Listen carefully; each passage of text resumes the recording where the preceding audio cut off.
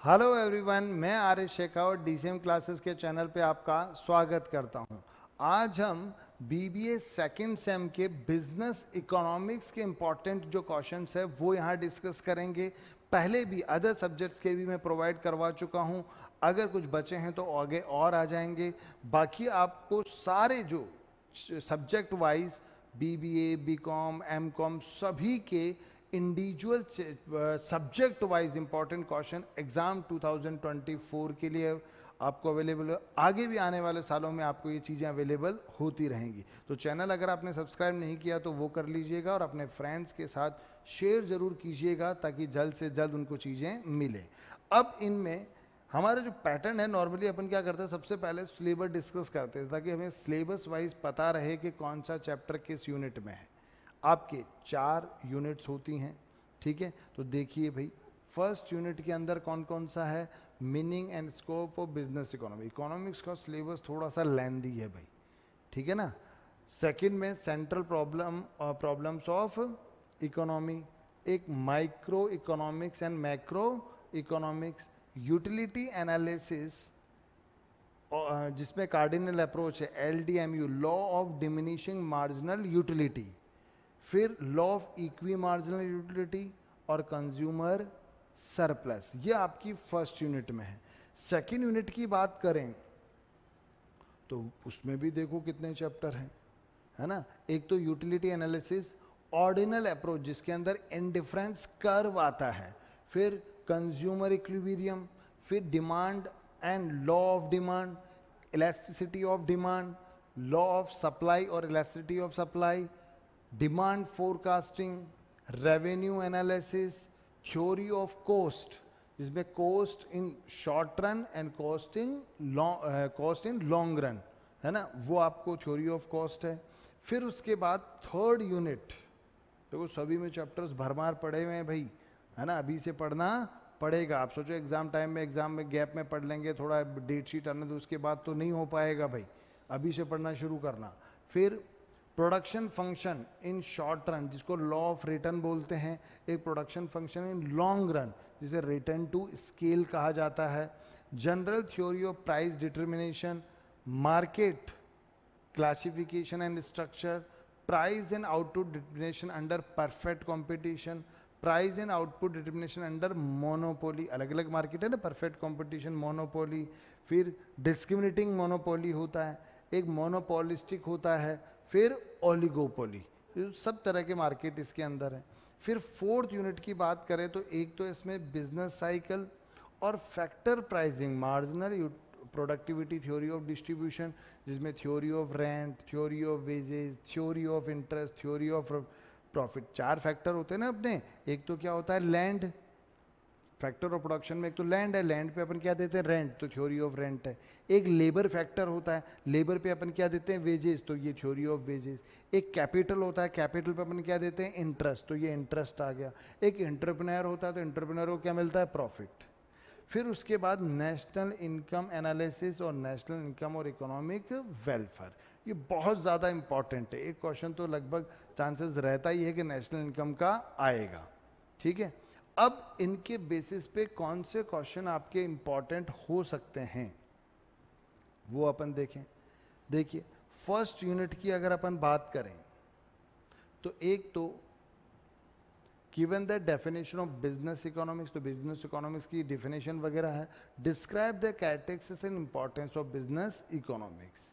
Second आपका distinguish between the macro and micro economics और how do the macro and micro analysis help in formulation of business policy. फिर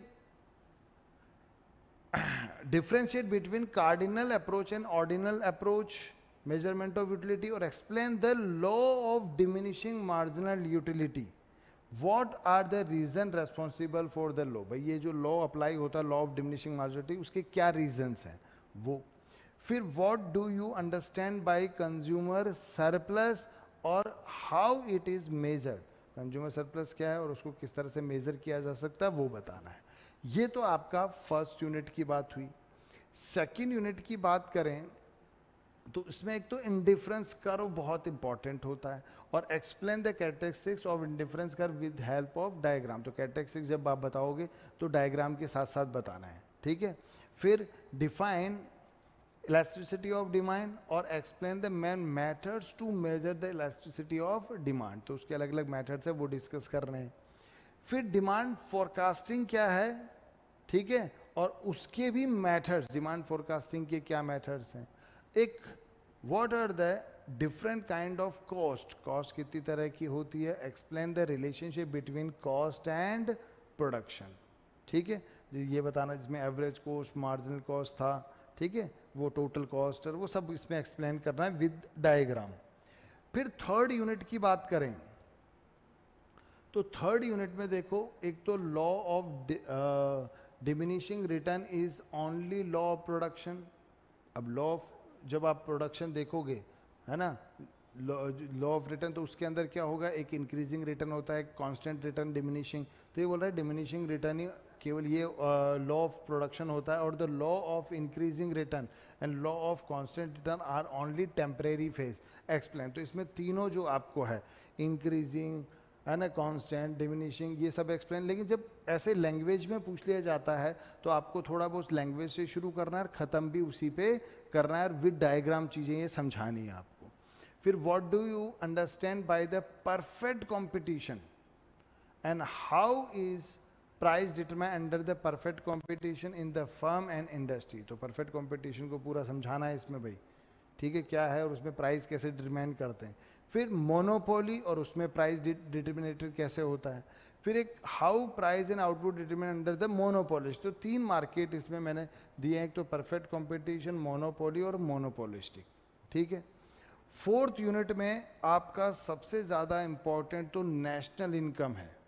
तो पहले तो आप वो कीजिएगा, define the national income, explain the various methods of measuring the national income. एक define national income और explain the relationship between national income and economic welfare. तो ये तो आपको अच्छी तरह से करना है, नेशनल इनकम का तो पूरा पार्ट बहुत अच्छी तरह करना है, ठीक है। एक क्वेश्चन कंफर्म वहाँ बनता है और वो अपने को अटेंड करना है। फिर what are the different stage of business cycle. Business cycle का जो है वो आपके 10 नंबर में आ सकता है, जो अलग अलग स्टेजेस है वो बताना। और explain the detail in marginal productivity theory of distribution.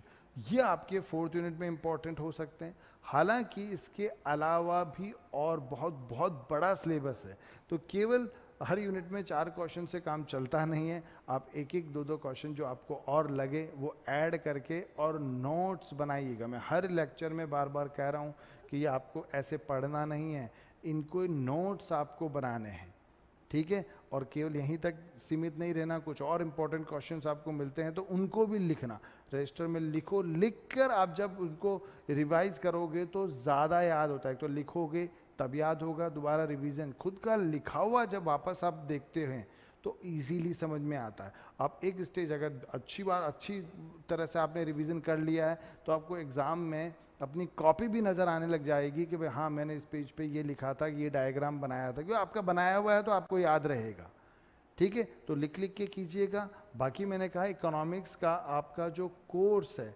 वो भी DCM क्लासेस पे क्या है, अवेलेबल है।